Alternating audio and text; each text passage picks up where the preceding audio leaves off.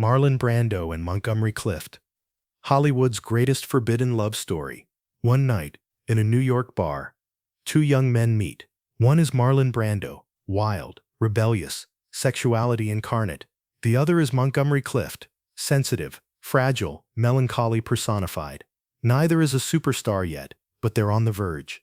When they look at each other, it's as if they see mirrors of their own souls. After that night, a bond forms between them that becomes one of the greatest rumors of Hollywood's golden age. But is this just gossip, or a real love story hidden by history? Today I'm going to tell you about Marlon Brando and Montgomery Clift's alleged forbidden relationship, their secret letters, and that deep connection that was never fully explained. But first, if you enjoy these kinds of stories and want to discover the dark side of Hollywood, don't forget to subscribe and turn on notifications, because the story I'm about to tell you is just the beginning.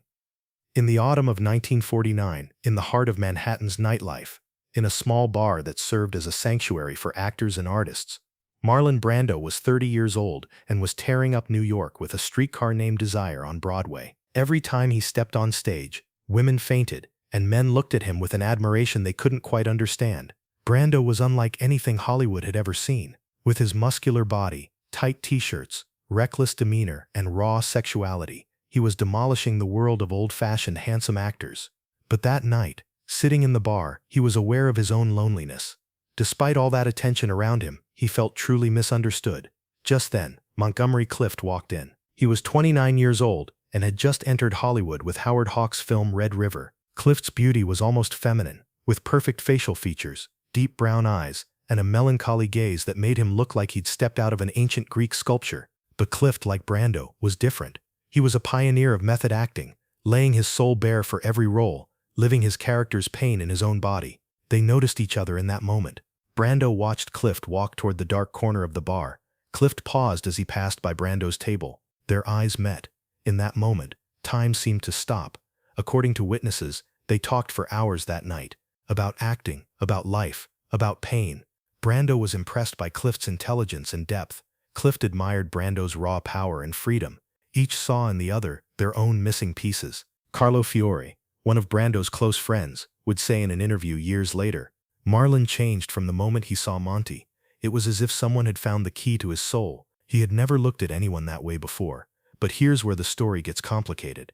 Because in the late 1940s and early 1950s in Hollywood, especially if you were a male actor, even the slightest suspicion about your sexual orientation meant the end of your career. Back then, studios tightly controlled their actors' private lives. Homosexuality wasn't just socially unacceptable, it was a crime in many states. FBI Director J. Edgar Hoover kept files on gay actors in Hollywood. Career, fame, money, everything depended on staying in line. And both Brando and Clift were walking on that line. So what really happened that night at the bar? Did they just form a deep friendship, or did a secret relationship begin from that moment? The answer isn't that simple, because both Brando and Clift were people whose sexuality couldn't be neatly categorized. Brando had relationships with dozens of women throughout his life, got married, had children, but he also openly admitted in his biography, published a few years before his death, that he had been with men as well. "I never felt ashamed," he said. "I've slept with women and men. It was never a big deal to me." Montgomery Clift, on the other hand, was much more closed off about this, much more wounded. Clift's mother knew her son was gay and couldn't accept it. She constantly pressured him, wanted him to marry women, to be normal. This pressure created deep shame and self-hatred within Clift. His close friends said that Clift wasn't at peace with his sexuality, that he was constantly fighting an internal battle. Actress Elizabeth Taylor, Clift's closest friend and perhaps the most important woman in his life, said Monty never learned to love himself. Society telling him what he should be killed him from the inside. So these two men, one relatively free and comfortable, the other full of trauma and repressed, came together in the early 1950s, and this encounter turned into one of Hollywood history's most talked about, most curious but least documented relationships, because both were very careful, especially Clift. Clift guarded his private life like a complete secret to protect his career. Brando was more careless but still aware of the risks. In the 1950s, both were climbing to the top. Brando filmed A Streetcar Named Desire in 1951 and became a worldwide star. Clift gave an unforgettable performance in George Stevens' A Place in the Sun. Both moved in the same circles, went to the same parties, worked with the same people, and they constantly saw each other. But what's striking here is how careful they were. They never appeared together publicly. They had no photographs. They didn't mention each other in interviews given to the press. It was as if they consciously put distance between themselves. But the gossip never stopped. Whispers from inside Hollywood spoke of secret meetings between the two stars. Some witnesses claimed to have seen them together in dark corners of private bars in New York. Others said Brando frequently visited Clift at his home in Los Angeles. But there was no concrete evidence, no letters, no photographs, no open confessions. Now I'm going to tell you about one of the most mysterious parts of this story. In 1954, there was a young actor named Jack Larson.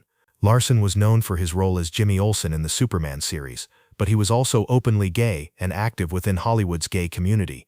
In an interview before his death, Larson said this about Montgomery Clift: Monty was in love with Marlon. Everyone knew it, but Marlon couldn't reciprocate the deep commitment Monty gave him. Marlon loved too many people, tried too many things. For Monty, Marlon was an unattainable ideal.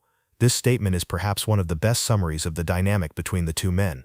Clift couldn't hide his admiration and perhaps love for Brando.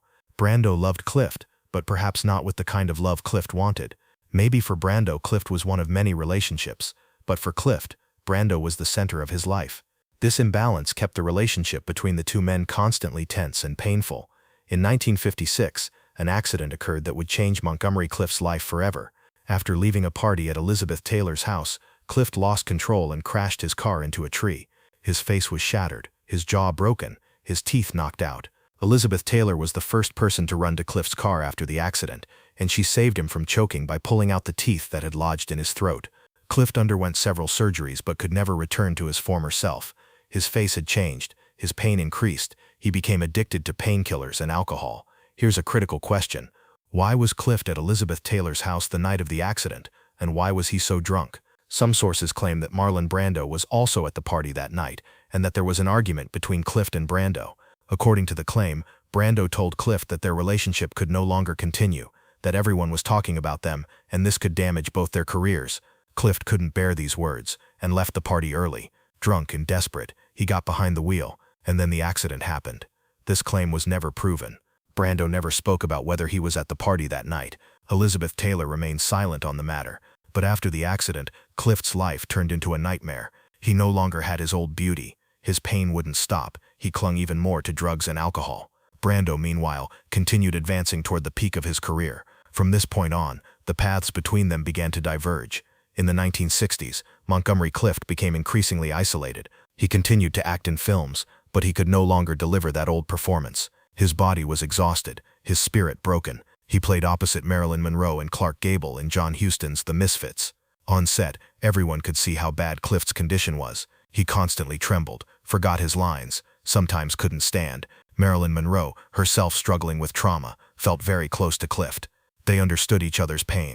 Marlon Brando was on a completely different path during these years. He frequently went to Tahiti, had bought an island there, married a local woman. He was beginning to distance himself from Hollywood, being more selective when choosing his films. But had he completely forgotten Clift? According to some sources, no. One of Brando's close friends said that Brando constantly asked about Clift's condition, worried about him, but never reached out to him directly. Perhaps he felt guilty. Perhaps he didn't want him to suffer. Or perhaps he didn't want to relive that complicated relationship from the past. On July 23, 1966, Montgomery Clift was found dead in his New York home. He was 45 years old. The official cause of death was announced as a heart attack, but everyone knew that Clift had been slowly killing himself for years. Drugs, alcohol, insomnia, depression. He exhausted his body, lost his soul. At Clift's funeral, Elizabeth Taylor said through tears, "Monty could never be himself his whole life. The identity society imposed on him killed him." Brando made no statement about Clift's death. He didn't attend the funeral. He remained silent. But years later, when he spoke to close friends about Clift, sadness would appear in his eyes, his voice would tremble. According to Peter Manso, the biographer who wrote Brando's life story, Brando once said, "Monty was too fragile. This world wasn't made for people like him. I couldn't save him. No one could." So was there really love between Brando and Clift? There's no definitive answer to this question. Because love, especially in that era, especially under those conditions, wasn't just physical togetherness. Perhaps the bond between them was too deep to define, too complex to explain. Perhaps Clift saw in Brando the freedom he himself couldn't have. Perhaps Brando found in Clift a sensitivity he couldn't understand in himself. In the 1970s, the gay rights movement in Hollywood began to gain strength. Actors like Rock Hudson continued to hide their identities until the AIDS crisis came. But a new generation of actors began to be more open. Brando, meanwhile, made a surprising statement in an interview in 1976. "Homosexuality is not a sin to me," he said. "People should have the freedom to choose who they love. I've loved many people throughout my life, women and men." This statement was incredibly brave for that time, but Brando never mentioned Montgomery Clift's name. In the 1990s, a writer named Patricia Bosworth published a comprehensive biography of Montgomery Clift. Bosworth researched for years, spoke with Clift's close friends, former lovers, colleagues, and in her book she documented Clift's deep feelings for Brando. But even Bosworth couldn't give a definitive answer. Were these feelings mutual? Was there a physical relationship between them? Or was it Clift's one-sided love? Some witnesses said yes. Close friends of Clift, like Jack Larson, Kevin McCarthy, and Roddy McDowell, claimed there was definitely a romantic relationship between them. "I saw them together," McCarthy said, "and those looks didn't lie. They were both in love with each other, but they could never fully live it." But other witnesses said it was just a deep friendship, that Clift had a platonic admiration for Brando.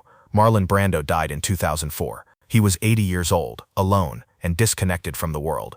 In memoirs and biographies published after his death, the complexity of Brando's sexual life was described in detail. Brando's son Miko confirmed that his father was bisexual. Many former lovers told of their relationships with Brando. But again, there was no concrete statement about Montgomery Clift. It was as if Brando had decided to take that relationship to the grave. Today's society is much further along on LGBT rights than it was back then. Actors, singers, artists can freely declare their identities, but it wasn't like that in the 1950s. Back then, people like Brando and Clift had to choose between being themselves and protecting their careers. And most of the time, career won. Perhaps the story of Brando and Clift isn't exactly a love story, but a story of loss. The story of a love that couldn't be lived. The story of a bond between two men who couldn't fully live what they found in each other. The story of a relationship killed by society, by time, by fear. Montgomery Clift is remembered on his gravestone with these words: "He was too sensitive to live." Perhaps this is the best summary of him and his relationship with Brando. Clift was too sensitive to live his feelings. Society was too rigid to accept him. Time came too early to allow them to be together. Today, 70 years later, we still don't have a definitive answer. Were Marlon Brando and Montgomery Clift lovers? Were they just friends? Or were they somewhere in between, somewhere indefinable? Perhaps the answer to this question will never be known. Perhaps it shouldn't be, because some stories are more powerful in their secrecy. Some loves were deeper when unspoken. And perhaps the story of Brando and Clift is so captivating, so tragic, and so unforgettable precisely because of this. In conclusion, I can tell you this: there were two men, both extraordinarily talented, both carrying deep pain, both finding something in each other. Was this love? Maybe. Was it friendship? Maybe. Or maybe it was more than both, or less. But what's certain is this: Montgomery Clift couldn't forget Marlon Brando until the last day of his life. And Brando, even after Clift's death, avoided talking about him, as if some memories were too heavy to put into words, as if some feelings were too deep to express. Hollywood's golden age harbors countless secret stories beneath its glittering surface. The story of Brando and Clift is just one of them, but perhaps the most tragic, because this isn't just the story of a forbidden love, it's also the story of two people who couldn't be themselves. The story of how the brightest stars of an era faded under society's pressure. And perhaps today, telling this story is a tribute to their memory. Perhaps now, 70 years later, it's time to celebrate the freedom they couldn't live. Perhaps Marlon Brando and Montgomery Clift, whoever they were and whatever they experienced, deserved to live it without having to hide. This is one of Hollywood's greatest secrets. This is the forbidden love story of two legends. Or perhaps the forbidden friendship story. Or perhaps a story we'll never fully know, but will wonder about forever.